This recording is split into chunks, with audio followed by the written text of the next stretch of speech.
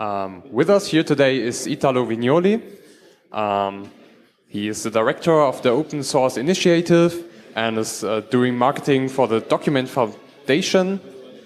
Excuse me. Okay. And today he will tell us something about storytelling as a communication technique and about lessons learned in LibreOffice and OpenOffice with this technique. Thank you very much. Okay. Hi, everyone. I don't know if you have ever heard one of my speeches. You may wonder why I have a brain in my hands. It's always nice to have a spare one. You may need it. I'm old, so that. But I'm talking about perception. So we are the brain. I will show what happens when you're speaking and when you're communicating to your brain. First of all, I would like to start with I've estimated these percentages because I think it's important to, as we are communicating about software. I think we should agree on the fact that 1% of the entire scenario are developers, 2% are contributors, 3% are software house employees.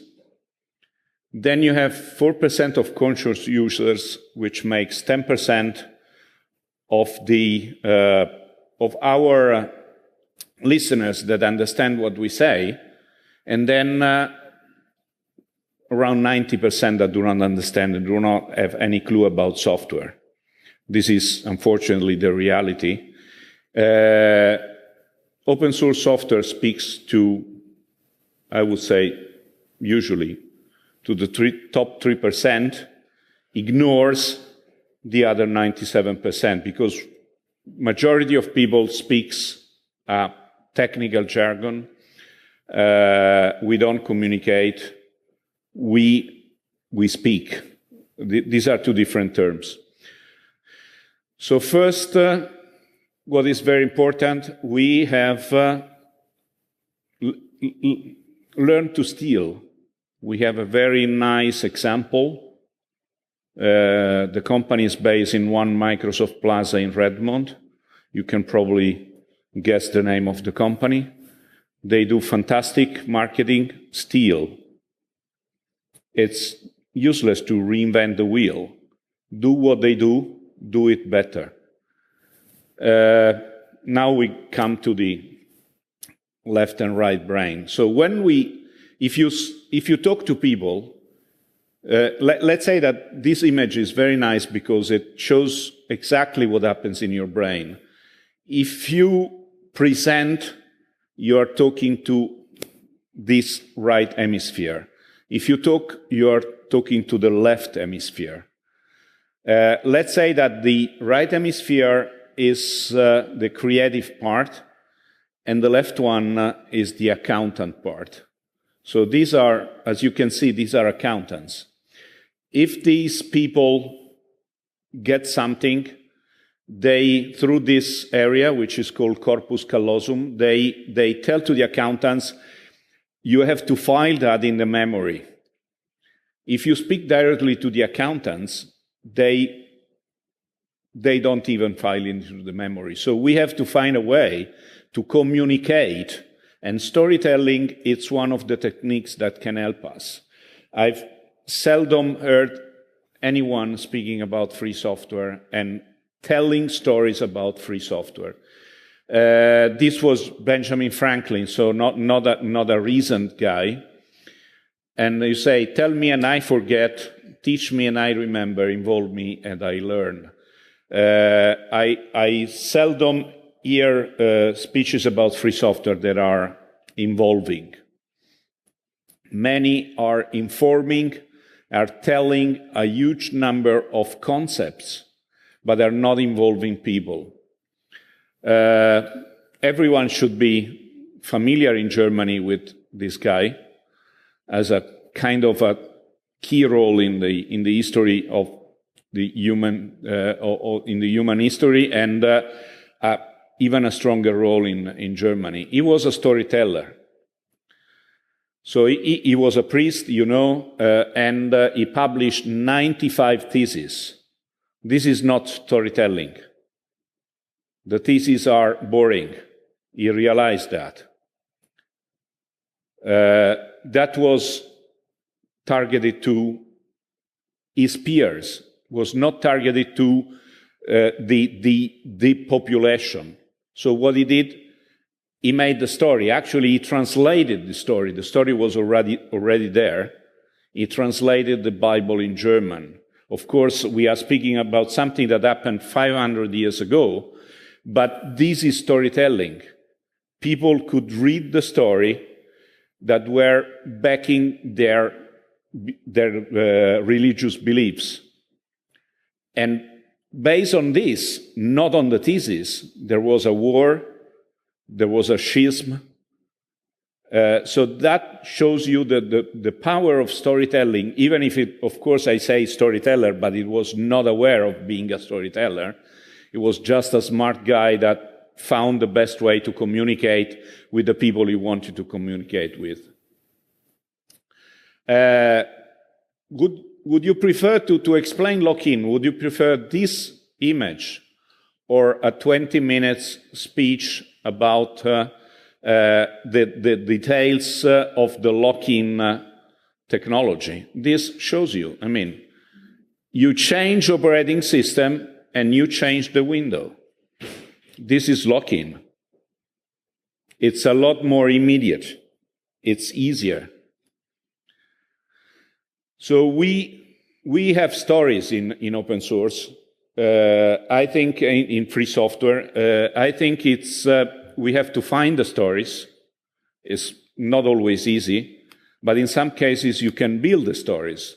And in this case, I will tell you about the story that we have built for LibreOffice. I think that LibreOffice has been a rather successful project in terms of marketing.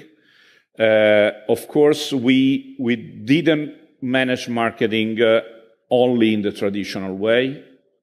Of course, we had product releases, launches, all that is, let's say, all that manual tell you that you have to say. But then we built a story that was a hero, LibreOffice, based on some concept, a copyleft license, the independent foundation, the large number of volunteer developers, the community-driven project, fighting against, I've not written the name, but you can probably imagine who is this guy representing, with an objective that was the showing that the community could sustain an independent project, that corporations were not able to sustain an independent free software project, at least in a way that corporations would like to sustain a free software project, so controlling the community. Because the problem is that corporations do not understand the community. And we had a rather strong fight against a corporation, and it's not Microsoft in this case, that wanted to control the OpenOffice community. And LibreOffice was the OpenOffice project becoming independent from corporations, and we had a corporation fighting us. And at the end, we got the objective, because after 6 years, in a month, we will be 6 years old. LibreOffice is still alive, is growing, is stable, is improving. So we have shown that with a determined community, a free software project can stay independent from a single corporation. Of course, we have a number of companies supporting the project, but this makes the project independent, because if you have many supporters, you are not tied to a single one that can tell you what you have to do. This was the story with Sun and OpenOffice. Sun wanted the community to follow the company.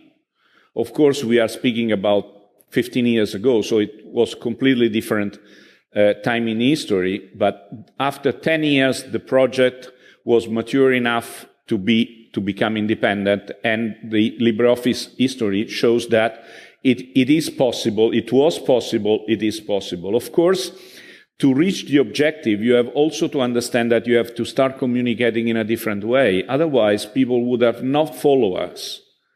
We have created the enthusiasm of being in an independent free software project. You have to motivate people, and you have to motivate them on a daily basis. So, a few examples where we use storytelling instead of the boring corporate speak. And that was the area where we were able to engage the highest number of people. So we were captivating. People was curious about an independent project, staying alive independently. The opposite is bore. If you have heard any corporation representative, they will tell, we do, we are, we. It's always very inbound, is always very reflective.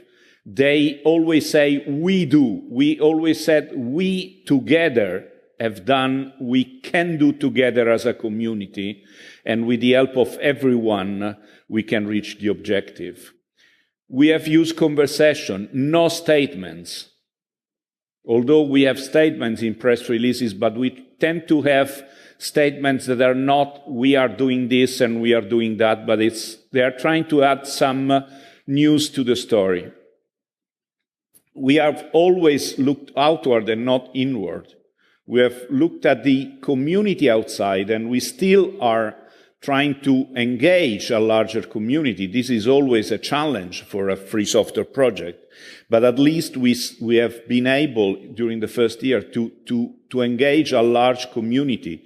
We started with 20 developers. After 6 years, we have the number of people that have contributed to the code is over 1,100. So we engaged at least over 1,100 developers. We have an average of 300 active developers per year. Just by chance, Microsoft declares on their annual report that they have 300 developers active on Microsoft Office. We have used narrative, not words, not we do, we are the leading, the best,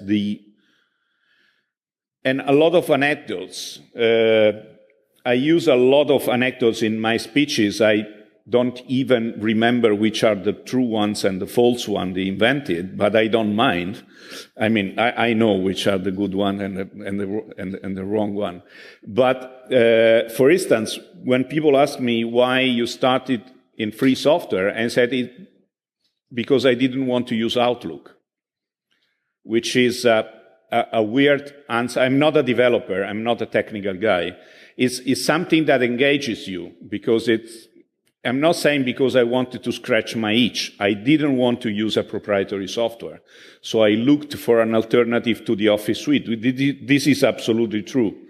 It's not one of the invented anecdotes. I didn't want to use Outlook. I'm proudly been able to never use Outlook in my life. I've used Eudora until it was possible, and then Thunderbird.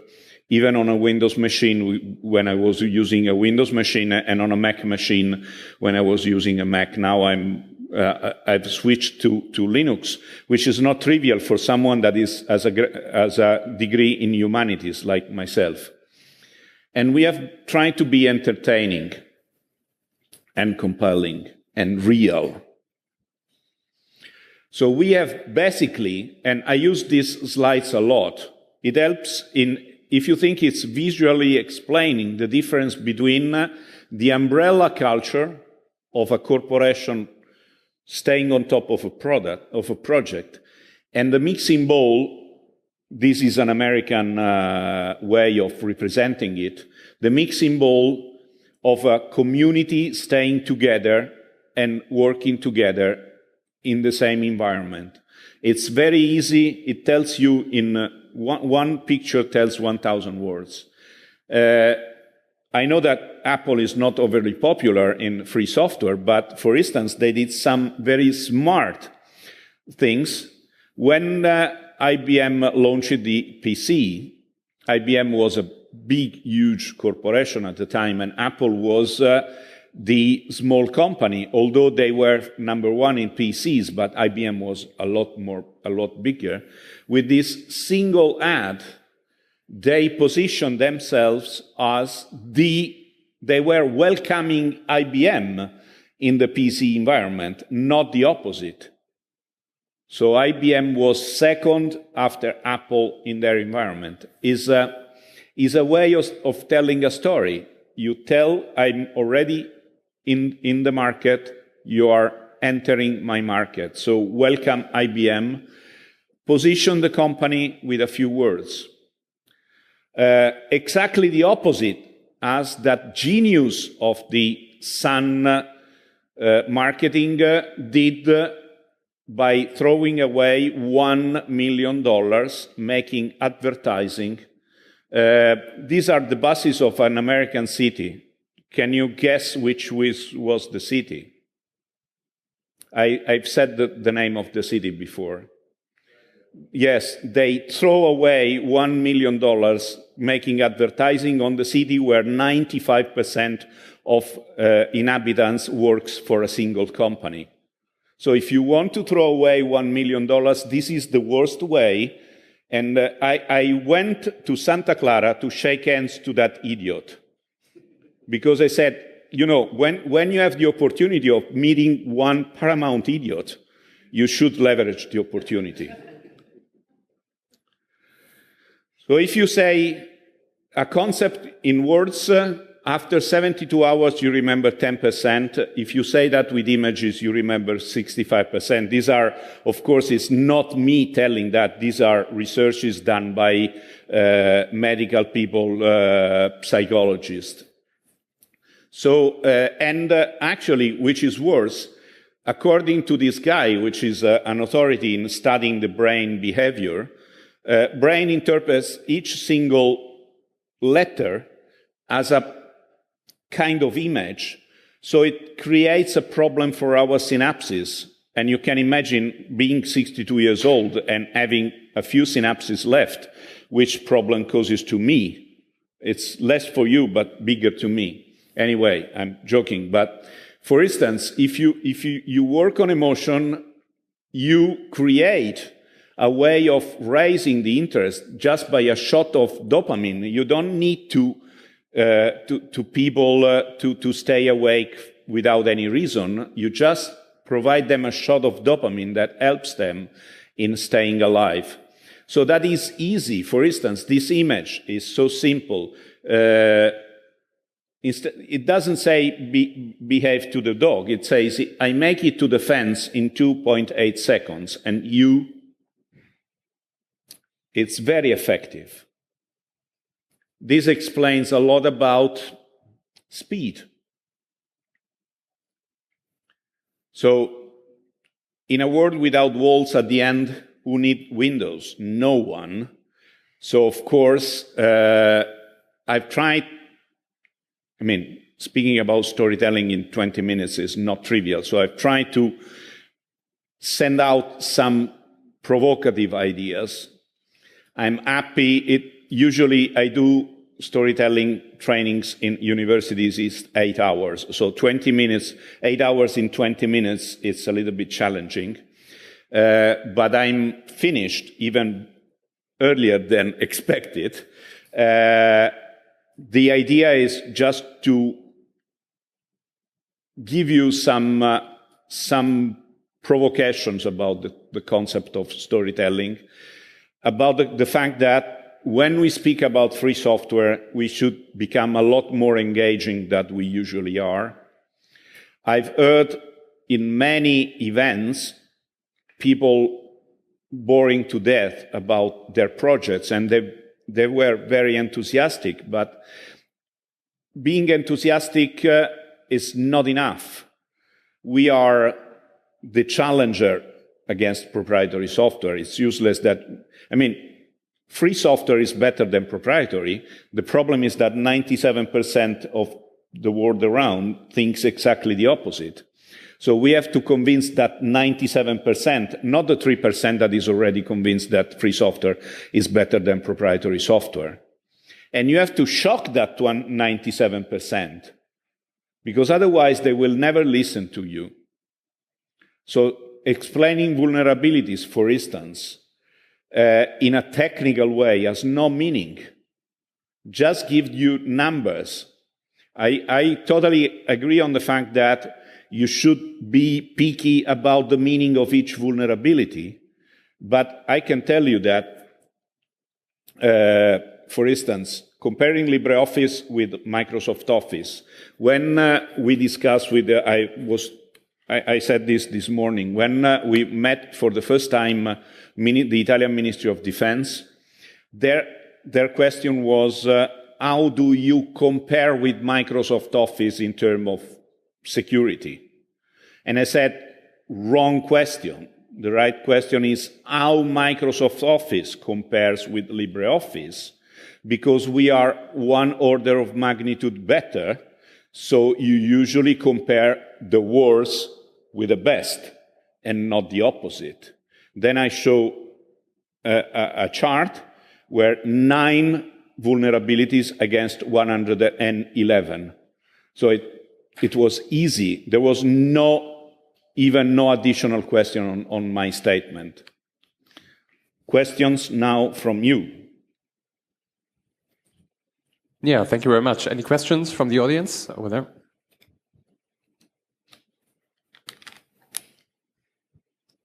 Thank you for releasing the presentation under free license.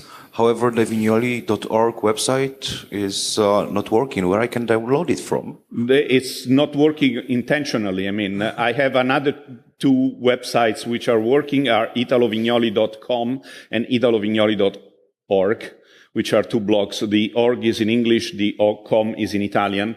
I've registered that, but I didn't have the time to set up the blog. Is it available for download from this website? Sorry? Is the presentation available for download? I will make it available, yes. Next week we have the LibreOffice conference in Brno, so just wait a week. Because while you've been speaking, I've been chatting with a friend of mine that we want this presentation to teach the people working in our organizations. Sure. How you do the proper free software propaganda. No problem, and I'm happy.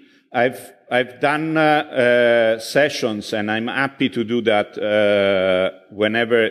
Of course, I cannot travel the world for free, but if you pay me the expenses, I'm happy to do that, because I think it's important to do a real workshop, because that was, 20 minutes is nothing.